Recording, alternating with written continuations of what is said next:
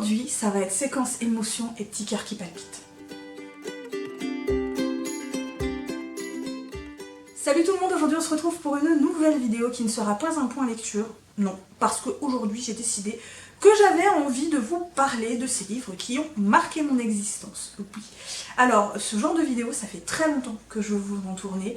Cette vidéo n'a absolument rien de mystérieux puisque vous avez vu le titre dans barre d'infos sur la vignette. Et elle n'a clairement rien d'innovante non plus puisque je l'ai déjà vue tourner sur d'autres chaînes.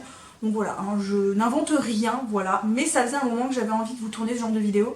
Sauf qu'à chaque fois, j'étais là en train de me dire, mais attends, j'ai mes points de lecture en retard, il faut que je monte cette vidéo, et puis il faut que je tourne ci, et puis il faut que je fasse ça. Et ce qui fait que du coup, je ne prenais pas la peine de vous tourner cette vidéo.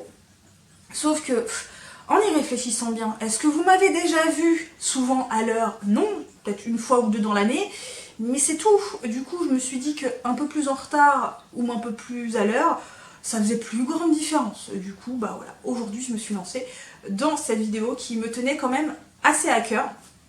À savoir que c'est pas un top, hein, parce que je peux pas les classer dans les livres qui ont marqué mon existence. Certains m'ont simplement ému, d'autres m'ont poussé à la réflexion, d'autres encore ont construit mon amour de la littérature dans son ensemble. Donc voilà, il y a vraiment pour tous les goûts dans ces livres. Puis ce sont des livres qui ont marqué mon existence pour certains il y a très très longtemps.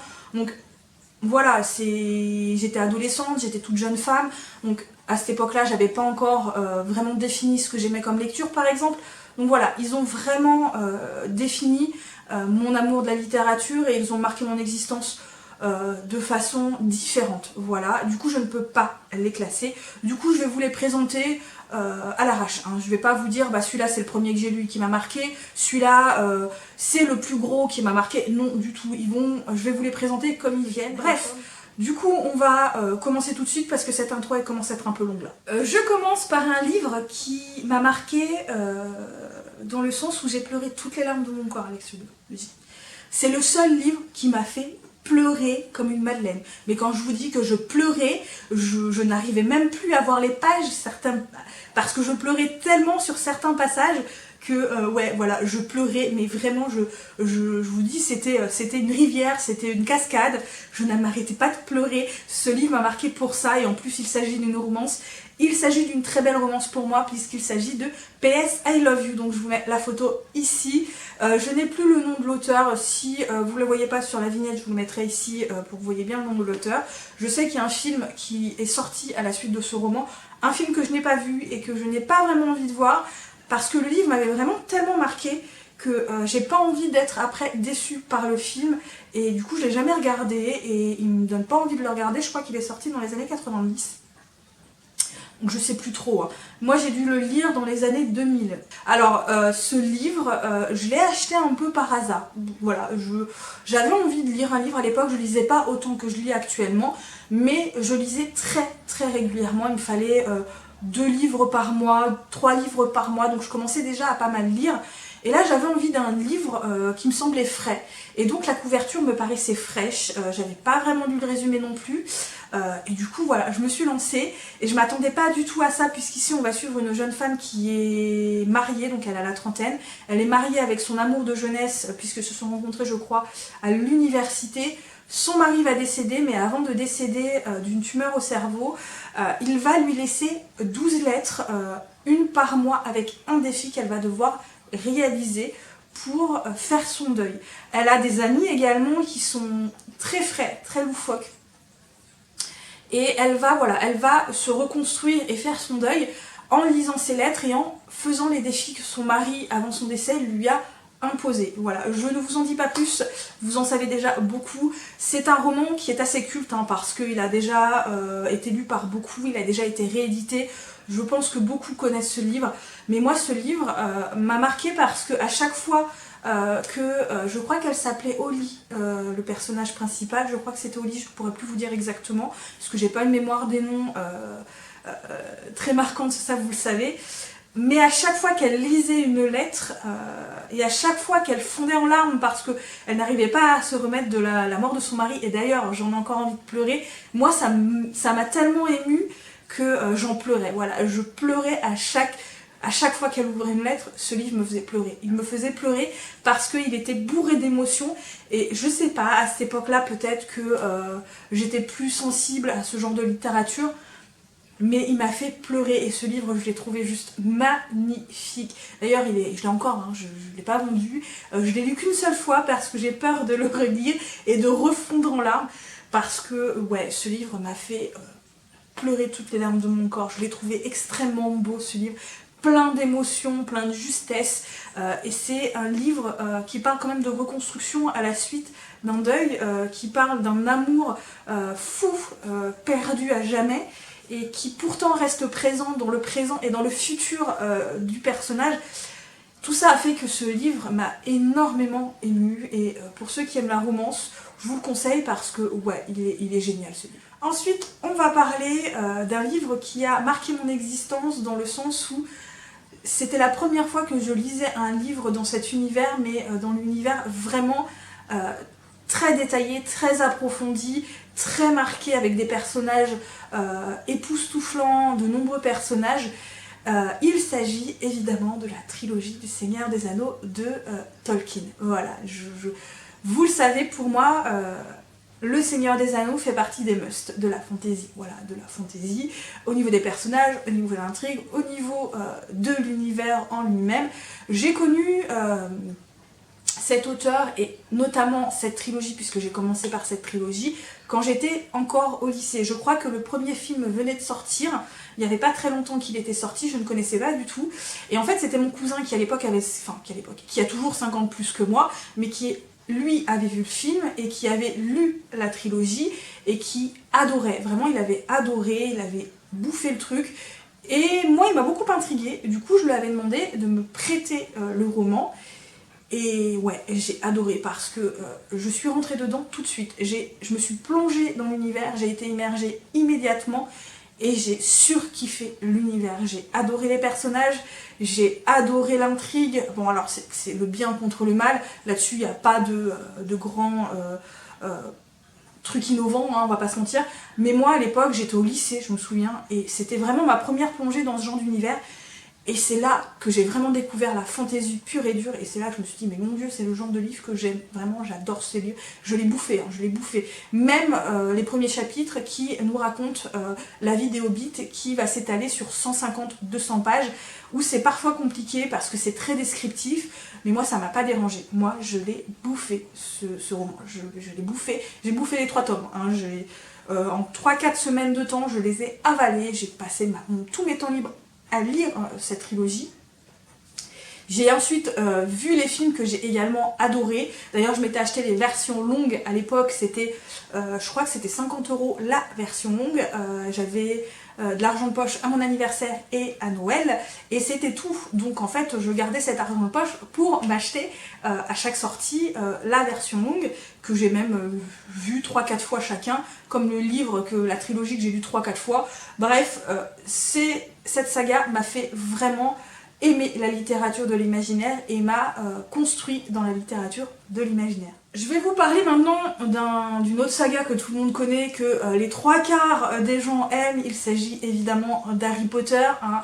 On ne le présente plus. Harry Potter, je l'ai adoré tout le long parce que j'ai grandi avec. Alors je n'avais pas 11 ans hein, quand j'ai découvert Harry Potter, j'étais déjà un peu plus âgée, je devais avoir 14 ou 15 ans je crois déjà à l'époque, donc j'étais un peu plus âgée. Mais mon Dieu, c'était tellement bon d'attendre la sortie du tome après tome, tome après tome, tome après tome. L'univers qui se construit au fur et à mesure, on grandit en même temps que les personnages, l'univers est vraiment bien foutu, il est génial, c'est vraiment un univers de magie, c'est vraiment un univers où on se projette vraiment dedans, puisque c'est un univers qui se mêle au nôtre, et c'est vraiment génial. Les personnages, ils grandissent, ils évoluent, c'est vraiment le fait de grandir avec eux, d'évoluer avec eux, la plume de l'auteur, voilà. Bref, je vais pas vous en parler plus parce que tout le monde connaît, donc tout le monde doit avoir son propre ressenti, mais moi j'ai grandi avec, ça reste une saga doudou pour moi, donc voilà, c'est vraiment, bref, Harry Potter quoi. Ensuite, l'un des livres qui m'a vraiment beaucoup marqué, j'étais pareil, j'étais une jeune femme, je vais avoir 19 ou 20 ans je crois, donc c'était il y a un moment, donc c'est une trilogie. À l'époque, le livre était sorti fin des années 90, début 2000 il me semble, si je me trompe pas, et l'auteur a pris son temps hein, pour sortir la suite, puisque je crois que le tome 2 est sorti en 2015 ou en 2016, donc il a clairement pris son temps. Et je sais qu'à cette époque, c'est la couverture qui m'avait vraiment intriguée parce qu'à cette époque, j'étais très curieuse de connaître un peu plus sur ce peuple. Il s'agit donc ici de 1000 femmes blanches de Jim ou James Fergus. Je ne pourrais plus vous dire son prénom exact, mais comme d'hab, vous verrez sur la couverture ou ici, je vous le mettrai en barre d'infos. Donc ce roman m'a plu parce que c'était quelque chose que je n'avais jamais lu. C'était un roman historique et je ne lisais jamais de roman historique à l'époque. Mais j'ai adoré la façon dont ça a été amené, j'ai adoré l'ambiance, j'ai adoré l'univers, j'ai adoré le côté historique, j'ai adoré le côté très humain de ce roman. Puisqu'ici on est à l'époque de la conquête des Blancs sur les Indiens, puisque clairement les Blancs ne veulent pas des Indiens, ils volent leurs terres, hein, clairement, on va pas se mentir là-dessus. Voilà. Les Américains ne veulent pas en parler, mais... voilà, c'est ce qu'ils ont fait. Et donc, on est dans une période où les Indiens vont essayer de trouver une solution. Donc les chefs vont proposer une solution aux Blancs, voilà, pour trouver la paix, pour trouver un apaisement. En échange de la paix, de la tranquillité, ils veulent 1000 femmes blanches pour épouses. Les Blancs vont s'empresser, évidemment les nouveaux Américains vont s'empresser de leur fournir, donc ce sont des femmes blanches, enfin noires, puisqu'on va avoir des femmes noires, des femmes qui sont des taulardes, et des femmes qui sortent d'asile psychiatrique. Et on va suivre notamment une jeune femme qui s'appelle May. Ah oui, puis il y a aussi des volontaires, hein. Il y a des femmes qui sont volontaires, clairement, qui va aller donc dans une de ces tribus et qui va être mariée au chef de la tribu. Et on va la suivre, elle et d'autres femmes qui sont dans la même tribu, apprendre à vivre parmi les Indiens. Et ce livre est juste absolument magnifique, parce qu'on va vraiment suivre une évolution de ces femmes qui vont s'intégrer peu à peu parmi ces Indiens, certaines avec plus de facilité que d'autres. Certaines vont réellement épouser ce mode de vie et vont réellement adopter les Indiens et les accepter comme famille et faire partie de leur tribu. Et d'autres un peu moins. Et on va les suivre vraiment dans cette évolution. Donc j'ai vraiment aimé parce que on va vraiment voir comment ces femmes vont évoluer dans ces tribus. On va apprendre un peu plus de ces tribus, comment elles vivaient, de ces conflits qu'il pouvait y avoir entre tribus. Et également ces femmes qui vont voir leur nouvelle famille, leur tribu, peu à peu se faire littéralement dévorer par les Blancs, parce que finalement, même si elles ont été intégrées dans les tribus et même si elles sont blanches, les hommes blancs ne vont pas vouloir des Indiens. Voilà, ils vont pas tenir leurs promesses et c'est douloureusement touchant de voir ces tribus qui vont se faire peu à peu littéralement décimer et dévorer, et c'est vu par des femmes blanches qui au départ sont pour les blancs et qui trouvent que les Indiens sont des sauvages et qui finalement vont comprendre que non, ce ne sont pas des sauvages, ce sont leurs familles, finalement ça devient leur famille, et ces familles qu'elles ont reconstruites vont se faire littéralement massacrer.